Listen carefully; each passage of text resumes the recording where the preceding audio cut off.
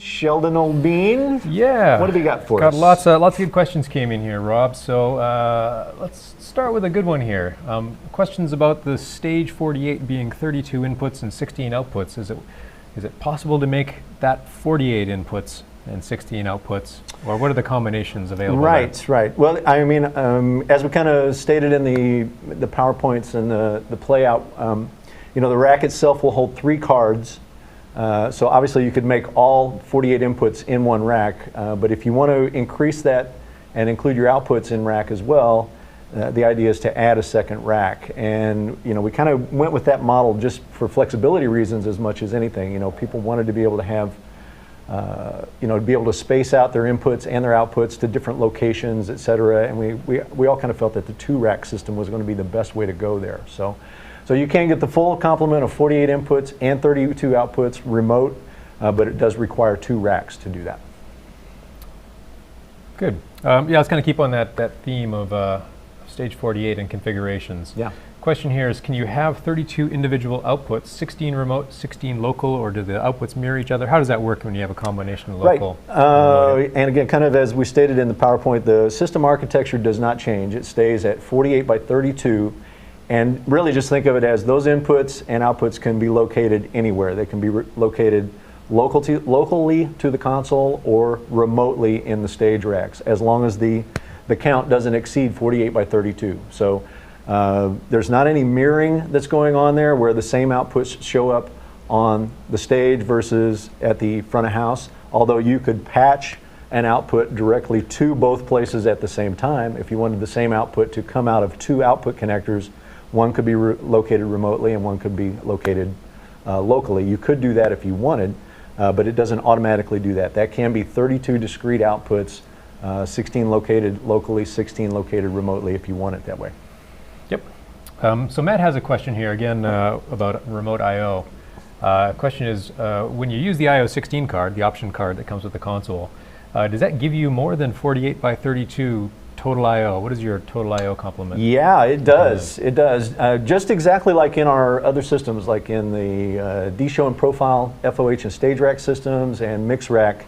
Those I/O counts that come with the IOX or the IO16 cards are above and beyond the mic inputs and system output counts. So yeah, I know it was tough during the stream, but maybe in the replay of it, when you review it, check out that section on integrating third-party devices. I talk a lot about that, where you can actually take those inputs and use them as as inputs for extra pre's, digital inputs, etc. All of those inputs and output counts on that IO16 card are above the 48 by 32 mic input versus output count. Yeah, that's a good way to fill up those extra processing channels in version 3. Yeah, that's where the processing channels are going to work to your advantage big time, where you end up with 64 processing channels now, because you can bring those in, external mic pre's in on actual input faders and treat them just like normal inputs on the console. So yeah, it works out great.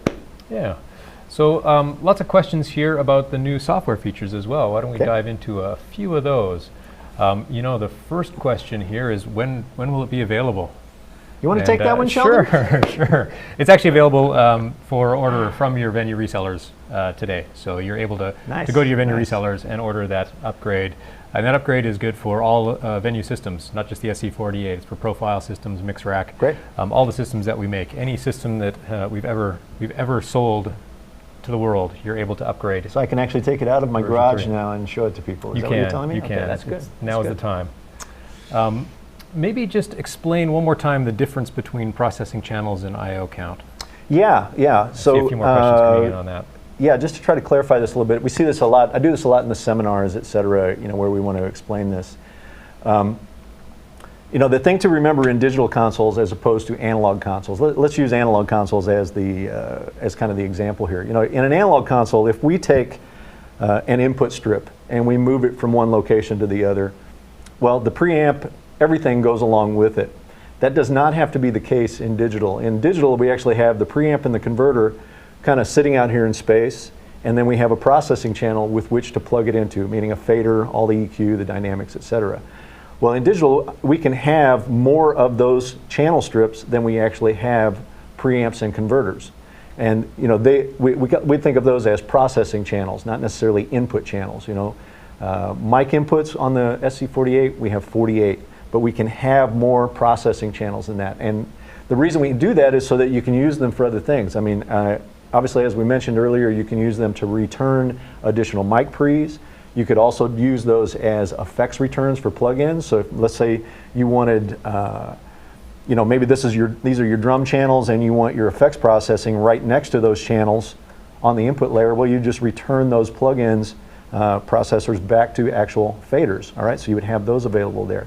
You could return Pro Tools into those processing channels if you wanted to have mic inputs plus playback. So it gives you a lot more input capability. They're just not all mic inputs, all right? So it gives you the ability to get other styles of inputs into those processing channels. Yep, here's a good one that comes up quite often. Can the IO16 card be used in the Stage 48 rack? Not to my knowledge.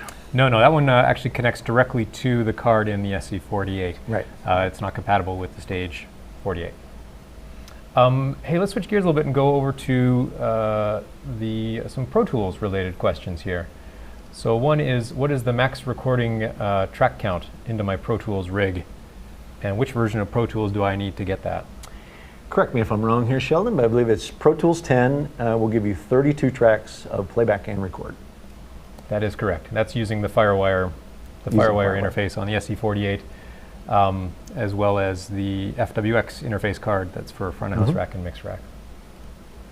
Yep, that's a good one. So yeah, actually, I'll stop you there. You know, another thing is probably worth saying, just to reiterate it, because I've obviously been out kind of doing these kind of presentations around the world, and I'm surprised how many people don't know that the FWX card actually works in all of the systems. There is an FWX card for mix rack as well as the FOH rack that's used in the FOH rack and stage rack systems.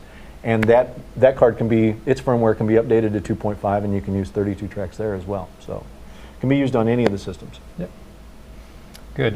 So a question again about the Stage 48 and how that remote I/O is displayed in the patch bay. I can take a shot at that one if you want. You want to have Gabe pull up the GUI? I think I can just walk it through. Okay, great. So, you know, quite simply, the SC, and this actually is going to address another question that came in earlier as well about is the system only 32 remote mic preamps? Is there no local I/O in the console? And of course, there is the ability to put local I/O in the console. You can have 16 inputs locally on the console. Those will always show up as slot C. You can see the slots on the back of the console are labeled. So slot C will always be your local I/O if it's present, and then slots A and B for the optional remote I/O will indicate that you have a Stage 48 out there, and they show up on the patch bay as I/O in slots A and B. Got it. So the alphabet numbering of the slots is actually still relevant in the patch bay. It is, yeah. You know, the first slot in the first stage rack corresponds with slot A. Yeah, got it. Yep. Good. So, lots of good questions coming here. Why don't we talk a little bit about the Ethernet AVB? You see some good questions there. One is, how long is Ethernet AVB capable of being transmitted over? Well, do you think they mean in the context of our snake or just in general? I think just in general, since it's an open standard, there's a specification for that, and we're able to, of course, we test everything and we make sure we adhere to that standard.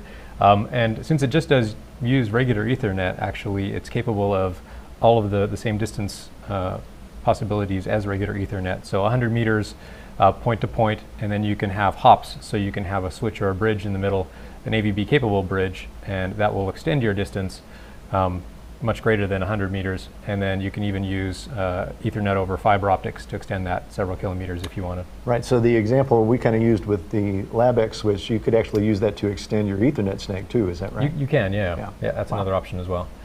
And then there was a question about, is Avid going to deploy AVB in its other products? And kind of short answer there is absolutely. I mean, it's a technology that we're heavily invested in. It's something that we believe strongly in is the future for audio networking, and it serves so many of our purposes and so many of our customers that we absolutely want to be able to deploy that. not just to our live sound products, but to some of the other products that we serve for other markets as well. Yeah, it makes sense for us to have it everywhere, doesn't it? I mean, Yeah. Let's see, how many plugins are available on an SC48 with Venue 3? That's a good question. All right. Yeah, you now have 40 plugin slots available, which previously it was 20. So if you're using, really it plays to the advantage of the multi-shell style plugins that are, especially plugins that are really DSP efficient. You'll be able to use a lot of processing if you need to do it, for sure. You still may need to do some management of that DSP in your options page, where you're setting up how many processing channels you have, how many third octaves, et cetera. If you want to gain more DSP processing power there, you have to do a little balancing there. But I've been doing some pretty considerable show files on SC48 with a considerable amount of plugins, and haven't really run into too many snags so far. It's been pretty great, I got to say. Yeah, I think you actually answered Eric's question here. He was asking, is there something magical about version 3 that makes the DSPs work even more efficiently? You're still trading allocation of DSPs for different functions, but like you said, with a lot of the newer plugins that are multi-shell capable, you just get really efficient use of DSP from that, and you're able to fit more plugins in the same amount of DSP. Really, the short answer for him is that no, nothing has magically changed in terms of DSP efficiency on the console. It's just the plugins that we're using are much more efficient now in terms of the DSP usage. So, yeah. Yep. Good. Hey, let's move back to the thing you were showing right at the very end there with the drag and drop of channels. Yep. That generated a few questions there. The first one being, does it still interrupt audio when you drag and drop? The answer is yes, it does. That would not have changed for us because there is some shuffling of DSP that has to take place when that happens. So yeah, you have to be in config mode to do that still. So yes, there would be some brief interruptions of audio there. Yep. And then related to that is, can you store it, that channel assignment as part of a snapshot? No, not to this point, not as we sit right now. That's certainly something I think all of us as engineers would like to see happen in the future, but currently not. Yep. Good, let me just find another good question here.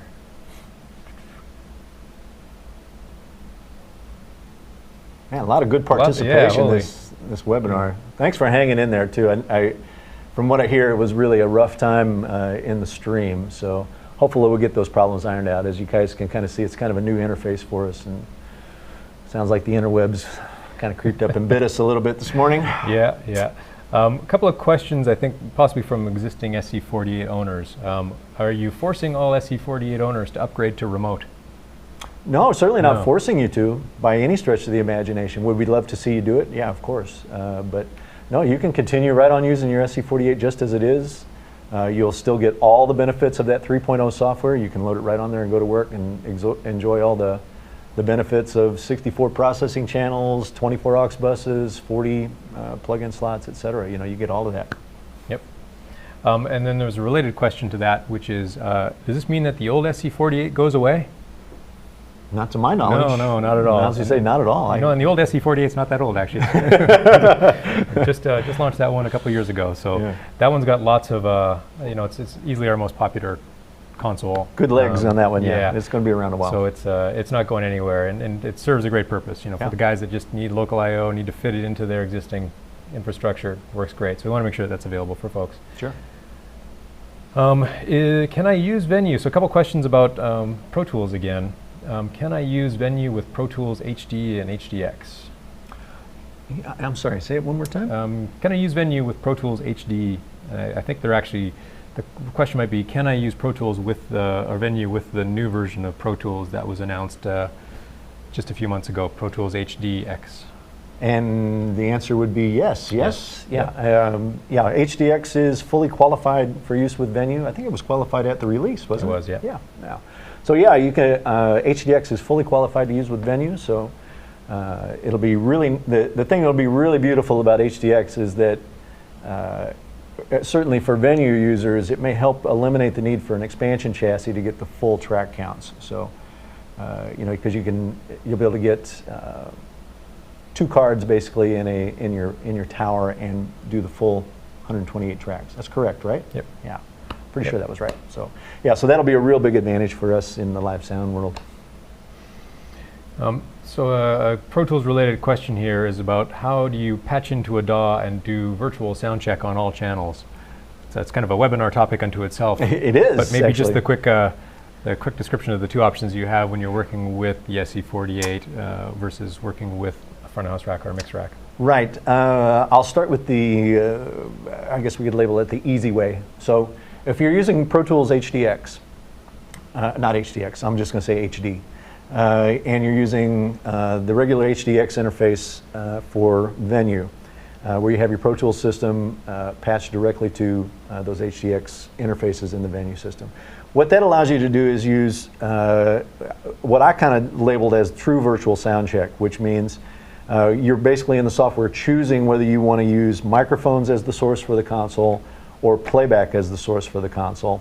And the important distinction is, if I'm in playback and I make gain changes on the encoders, if I'm in gain settings and I make any trims on those tracks coming back, when I get ready to go back to microphones, I'm going to be given the option to have that gain track back to the mic pre's. So you can get this really kind of seamless transition between playback and microphones. There's no gain jumps or anything that's happening there because you've made changes in playback. Juxtaposition that against Pro Tools Firewire, the Firewire version we're using with SC48 and maybe even the mix rack to a degree. In that situation, we don't have that automatic changeover. We have to take care of that changeover with a snapshot, meaning we have to create a patch change. We have to say, okay, in snapshot 1, I'm going to be looking at mic inputs, 32 mic inputs. In snapshot 2, I'm going to change those inputs over to Pro Tools returns via the Firewire interface. So I make the snapshot change, and now I'm looking at Firewire inputs come into the console as opposed to mic inputs. Now, if we were to do the same thing where we make gain changes there, then we have to actually propagate those gain changes back to the snapshot that has the mic inputs on it. So it's a little bit more to manage, specifically in terms of input gain.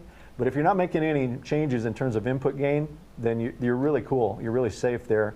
You just make the change via the snapshot. You just have to remember, right, when the show starts, not to recall that snapshot. That might be a pink slip waiting to happen. So you'd want to put that virtual sound check snapshot in a safe location, maybe way down at the bottom of your list, your snapshots list. Maybe even put in some spacers between it, so that you don't ever accidentally do that. Okay.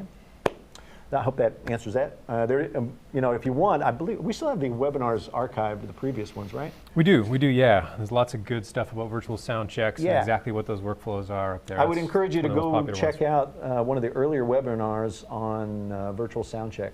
That would certainly answer a lot of those questions for you in some detail there too. Okay, thanks. Good question. Yeah. So just one clarification here for Jeremy. He's saying if I'm using an HDX profile, so he's using not the Firewire connection, but the HDX connection, does the channel count change for Pro Tools? And short answer there is no. The channel count is 128 maximum on an HDX system. No change there, no need to upgrade hardware or anything. Right. That really is the high-end solution there. Another good one just came in here. Let me see if I can find it again. What is the difference between the 16 existing auxes and the 8 new variable groups or variable buses?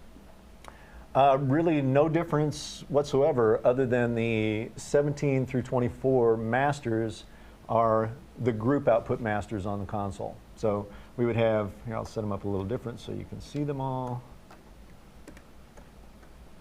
All right, so in 24 bus mode we would have 1 through 16 or 1 through 8 masters, 9 through 16, and 17 through 24. And on the actual ACS portion, of the channel control portion, we can access those by pressing 1 through 8 a second time. That takes us to the very group auxiliaries. So it's actually labeled right on the console and also above the stereo pan button as very groups. You'll see that switch happen, and we did that on the webinar as well. So again, if the inefficiencies of the stream kept you from seeing that demonstrated on the console, I encourage you to watch the replay of it, and you'll see it pretty clearly demonstrated on it. Another Pro Tools related question here. Does VenueLink work for SC48? Maybe a little bit of background on what VenueLink is, and then answer the question. VenueLink, absolutely works on SC48. If you guys aren't familiar with VenueLink, basically what it is we've created not only an audio connection between the Venue products and the Pro Tools recorders, but we've also created a data connection via the Ethernet, an Ethernet connection. We basically go from our ECX inputs and outputs, our Ethernet connection on the console to Pro Tools. And what that allows us to do is once that connection is established, when you open up a new session on Pro Tools, you'll now have an extra option that says Create Session from Venue. And once you click on that and say Open up a new session, Pro Tools will actually look upstream through that Ethernet connection and figure out all the recording points that you have set on the console and create a session that has automatically followed all of your input labeling. It's done all the patching for you for record as well as playback. It basically takes, gosh man, on a large show, maybe where you're recording a 96-track show or 128-track show, it takes probably an hour and a half's worth of work and condenses it down into about 30 or 40 seconds. So it's an incredible asset for a live recording workflow. And it's available for all Pro Tools and all Venue products. So I encourage you to check into it and get it working. It's fantastic. And it's really, we've just kind of tipped our toe in the water in that workflow. I think we're going to have a lot of really cool enhancements coming from that over time. Really excited about that one. Yeah, that was a lot of fun. So a couple more kind of deeper software questions. People that obviously have lots of experience with the console and want to know a little bit more. So hopefully it's not deeper than me. I'll try to get it. That's okay. I'm sure they'll help us out here. So regarding snapshots, is it possible to take a snapshot from one show file and transfer it to another? Right. I'm setting you up here a little bit. Thank you for that. No, we don't have the possibility to export specific snapshots between show files. And if you really just kind of think about that for a minute, you can imagine how complex even just that simple maneuver might be if you were going from one console with a specific layout or architecture where channels might be laid out differently, patched differently, but yet we're going to try to take that snapshot into another show file that's set up completely differently. It would be enormously an enormously complex move to happen.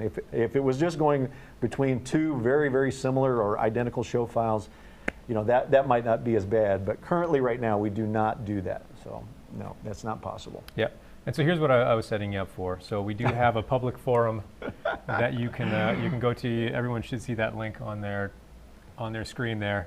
This is a great place. You can go there. You can enter your ideas. We moderate it. We look at it every single day. You can vote on ideas, pick your favorite ones, and make sure that they get to the top. And we typically try to knock as many of those off as we can. For what it's worth. I mean, a lot of the enhancements that you see in 3.0 came right from the top of the Idea Scale site. So don't be afraid to post there. We're definitely watching it. Yep, it's a great resource. In fact, I think one of the most surprising things to me was the aux names on the display. Something that's obviously a great improvement, but how high it ranked. It was a very obvious pain point. That, please do that. It doesn't come out necessarily when you're talking to a customer one-on-one, but when you actually see it there and you see people voting on it, it rises up to the top. It really helped us go, we've got to focus on that one. We've got to make sure that we address that. Cool. As simple as it seems. Maybe just one or two more questions here. We got actually a lot of questions about compatibility with other hardware formats, Thunderbolt, MADI, HDX, kind of bringing these capabilities to the SC48, for example. I'd say that's another great topic that post those things to Idea Scale. It's a great place to kind of track those. It helps us kind of gauge the interest in those types of features. So last couple here. Finish on a high note, shall we? That's right. Gonna go out. Now we'll just knock off a couple of quick, easy ones here. So a couple questions about the variable groups. We're just going to go back to that topic because it seemed to raise a few more questions. Can those variable groups be a mix of mono and stereo? can you stereo link variable groups, I guess is a better way to ask that question. You know, I'm not sure. I would think the answer would be, I don't know, actually, now that I'm thinking about it. I think the answer is that Matt gets a free T-shirt for stumping Robert Scovill. Yeah, variable groups. Spoken like the front of house engineer, right? That's right, that's right. So no, variable groups function just like the aux ends. So aux ends can be linked mono and stereo, and of course so can variable groups. Of course they can. What was I thinking? So that's good. All right, let's see here. Let's answer one question that's come in a few times, and that is, we've already addressed when the Venue 3 software is going to be available. Yep. We said it's available for purchase through the resellers now. The price of it is the exact same price as any of the other upgrades. In US list price is $149. And then the question is, if I recently purchased a console or a previous version of the upgrade kit to 8 software, do I get a free copy? And you know, the answer is if you've purchased a system that came with a previous version of software from January 1st forward, then you do qualify for the free upgrade to Venue 3 software. It'll be shipping in all of our products, including front of house rack and mix rack, you know, beginning essentially immediately, although there's always a bit of a lag. You may find that the front of house rack that you receive comes with the previous version of software. It should be paired up with an upgrade kit automatically. If it's not, it's a simple matter to register. If you're a registered user, you'll automatically receive a link and a download to the software. So January 1st of this year. January 1st of this year, Not 2005. Not 2005, okay. No. No, we keep trying that one, but the accountants didn't work for me no, either, I gotta say. I think that's it. You know, we got through most of the questions. There's a few that, probably a few that we didn't quite answer, but I'm going to post a bunch of links right now for places that you can go. And these are places that I'm there, Robert's there, all the Venue guys are there. You're free to post to the web. So let me just post a couple of those while you wrap up there, Rob. Hey, by the way, thanks for all the great posts on Facebook that you guys have been doing lately, man. The Facebook page has really been alive. That's really cool. So thanks. Keep posting there. It's great. Well, I think that's going to wrap it up for today. Again, apologies for the mishap with the stream. I hope we can sort that out over the future, because I think this is a pretty cool webinar interface. If we can get that to stream out a little better, I think we'll be in good shape.